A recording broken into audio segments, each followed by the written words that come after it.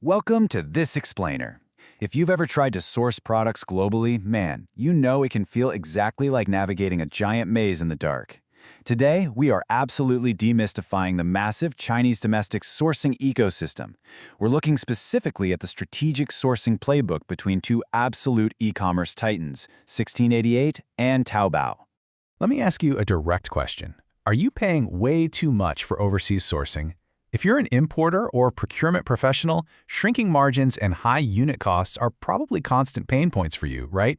Most of us just default to those standard export-focused marketplaces.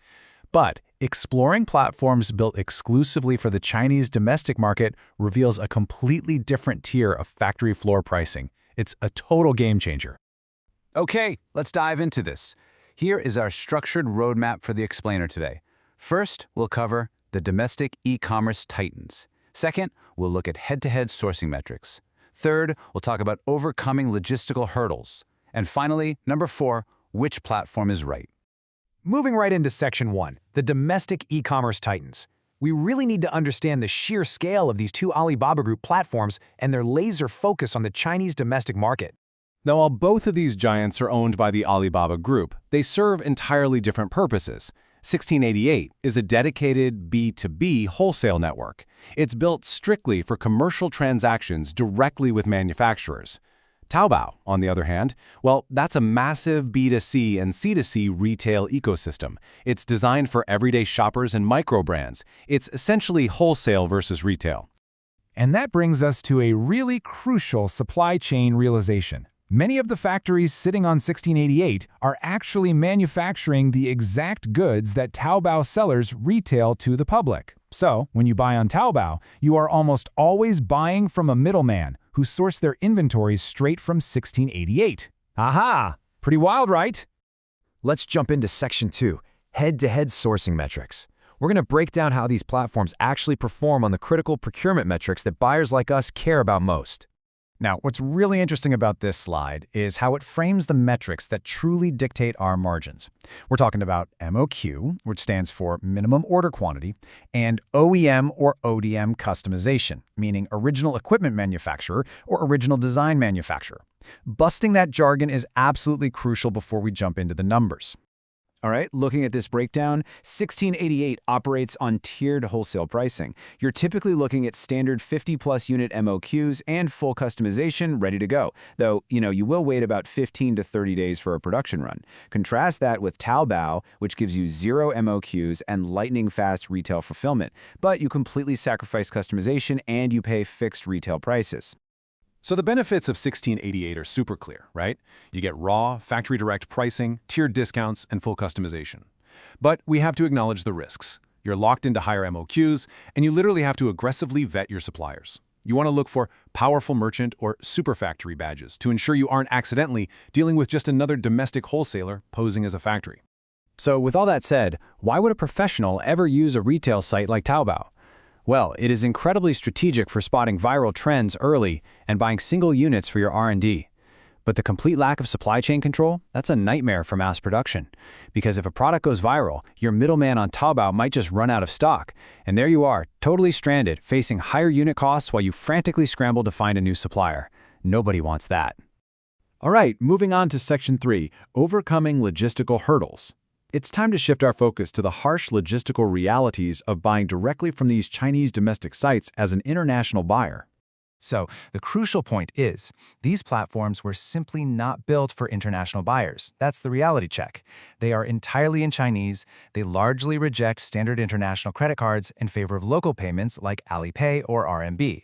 And maybe the biggest hurdle? These suppliers provide domestic shipping only. They absolutely will not handle your international freight forwarding or any export documentation. And this brilliantly illustrates how we actually get around those barriers. The standard industry workaround is partnering with a reliable local sourcing agent. Let's walk through this 4-step journey. Step 1. They handle the native Mandarin communications. Step 2. They pay the suppliers in local RMB currency. Step 3. They conduct vital quality control or QC checks before the goods ever leave China. And finally, Step 4. They consolidate your orders and handle the freight forwarding straight to your door. They bridge that international gap perfectly. Which brings us to our final section, Section 4, which platform is right? This is where we get into practical applications, because honestly, the right choice depends entirely on your business maturity, your budget, and your current order volume. Let's do a rapid-fire scenario. Scenario A. Are you launching a private label brand with custom molds and custom packaging? Just put yourself in the shoes of an established brand owner here. Say you want to launch a highly specialized kitchen gadget. You need your logo printed right on the product, you need custom molds created, and you need beautifully designed color box packaging. The definitive answer here? Your action is to use 1688. Retail Taobao sellers simply cannot facilitate this kind of complex workflow. You literally need an OEM manufacturer with actual production lines to bring a custom private label vision to life. So 1688 is the only logical choice. But what if you find yourself in scenario B? Are you an e-commerce tester wanting to validate 5 different styles with a tight $300 budget? Let's say you run a boutique store or a dropshipping business, and you need to test multiple styles of, say, ceramic vases. You want to see what your audience actually clicks on before committing major capital. In this case, your action is to use Taobao. It's the perfect, fast-moving testing ground. You can buy instantly, completely bypass those lengthy MOQ negotiations, and grab just a few units of each style to get your inventory online fast for low-risk market validation. Finally, Scenario C. Are you a scaling importer with proven sales data ready to buy 1,000 units?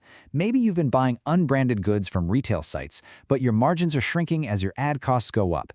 You know for a fact the product sells, and you're finally ready to scale up and drop capital on a large volume all at once. Let's move to and see how this builds. Your action here is to transition back to 1688. With proven volume, you can cut out those trading company markups entirely.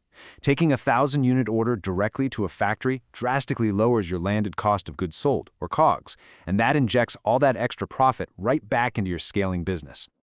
Looking at everything we've covered, a really memorable strategic rule of thumb emerges here as the climax of our playbook. View Taobao as your testing ground and 1688 as your manufacturing powerhouse. Keep that in mind and you'll be on the right track.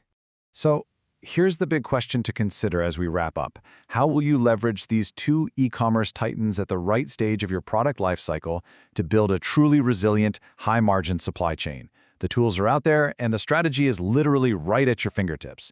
Now it's time to optimize your global sourcing. Thanks so much for joining me on this explainer, and I'll catch you next time.